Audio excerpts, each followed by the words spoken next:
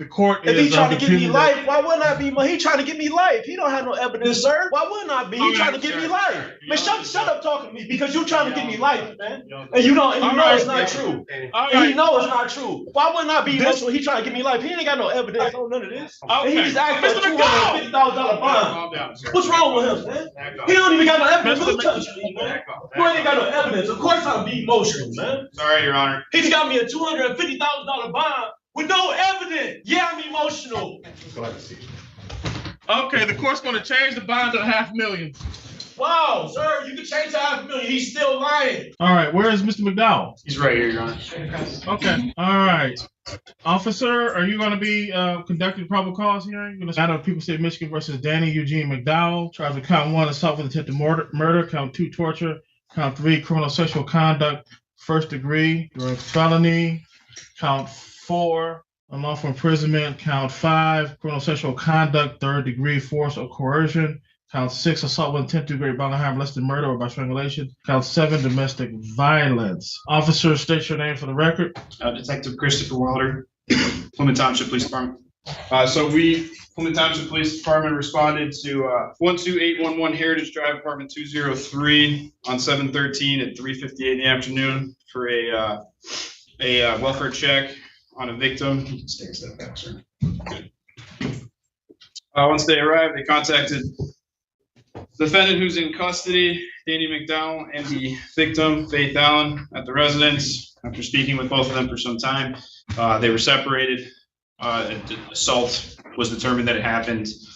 McDowell was placed under arrest for domestic. He was transported back to the station. I, as the detective on call, was sent out to the scene, conducted field investigation, conducted interviews. Was found to believe that on Tuesday, a couple of days prior, so it would have been 7/11, assault occurred, including 3 different times where the suspect placed the victim underwater, held her underwater, and at one point on the 3rd assault actually drowned her to the point that she lost consciousness. Once she woke back up, she went to the bedroom. I'm sorry, all this occurred on the same day? This was over 3 days, Your Honor.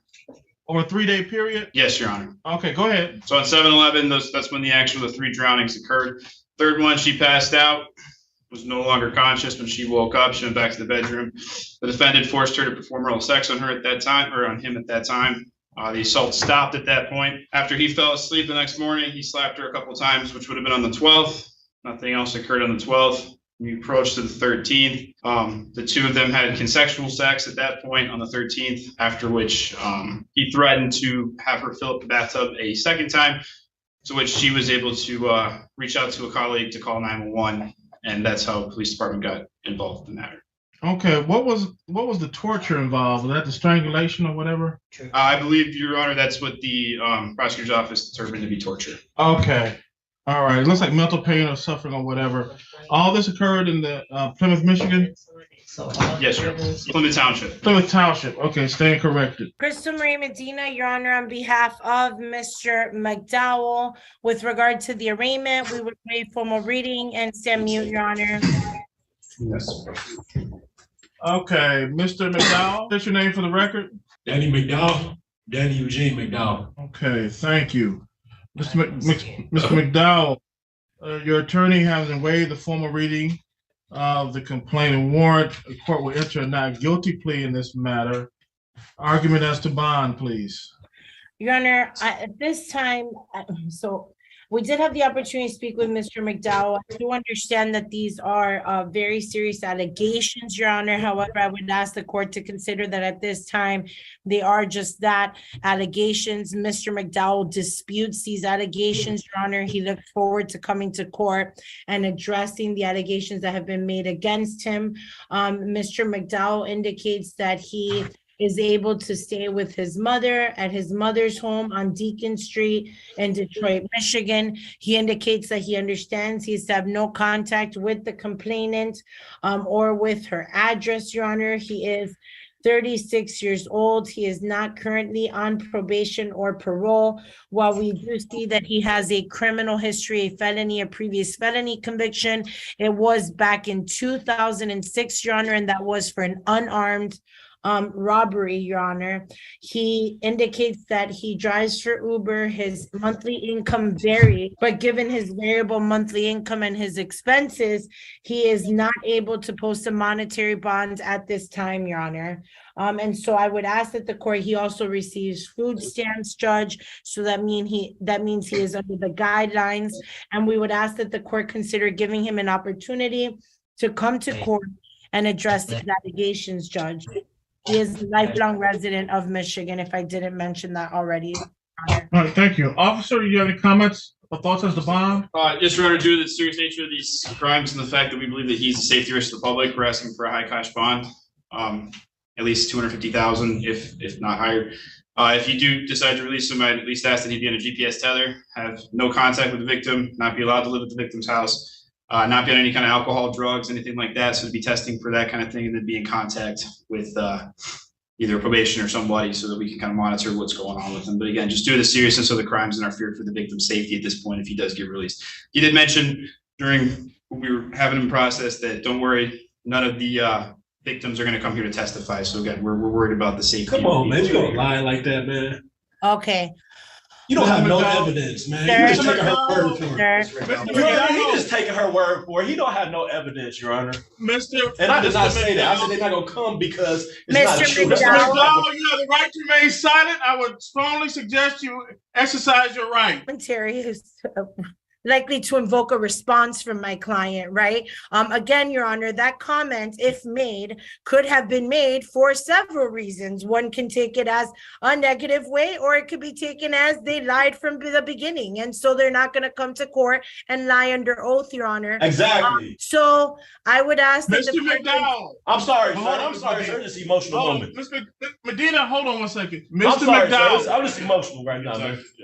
It's one thing. I'm sorry. I'm just emotional. Are you going to be quiet, Mr. McDowell? Yes, sir. You not only interrupted the court, you interrupted your attorney, and he said she's trying to help you. I know, sir. It's just, I'm sorry. Okay, now I want you to step aside and be quiet for the remainder of this hearing. Okay? Yes, sir. Thank you. Thank you, Your Honor. And so I do think, again, if that comment was made, it could have been made for various reasons, Your Honor. And so I would ask that the court consider that these are verbal allegations that are being made at this time, and that my client has lifelong ties here, and that his previous conviction was back in 2006, Your Honor, and that somehow after 3 days there was access to there's a lot to be flushed through here in the facts, Your Honor. Okay, and so I would ask that my client be given the opportunity to come to court and do just that. He understands he's having no contact with the complainant, and I would ask that the court consider all of that, Your Honor. All right, thank you, Ms. Medina. The court, having heard representations of the attorney and the officer on this matter, what is very, very troubling and is indicative that Mr. McDowell cannot control his emotions and impulsive were just demonstrated. And he admitted he's very, very emotional. He responded disrespectfully not only to me, the court, but to his attorney, and who's acting in his best interest. And so given his demonstrated impulsiveness, the court's going to adopt a recommendation of the officer, a $250,000 cash surety bond, no 10%. If he's able to post that bond, no contact with Faith Allen and no contact with the Heritage Drive apartment located in Plymouth, Michigan. Your probable cause conference date is July 27th, 9 a.m. at 35th District Court. The preliminary examination date is August 3rd, 9 a.m. Just to be clear, and just to clarify the court's ruling, the court deems Mr. McDowell a safety to the community, a safety to the community witness in this matter, and given his extended emotional outburst before the court just now, the court if is. He trying to give me life, why wouldn't I be? He trying to give me life. He don't have no evidence, sir. Why wouldn't I be? He trying to give me life. Man, shut up talking to me because you trying to give me life, man. And you know it's not true. And he know it's not true. Why wouldn't I be emotional? He trying to give me life. He ain't got no evidence on none of this. And he's asking for a $250,000 bond. What's wrong with him, man? He don't even got no evidence. Who touched me, man?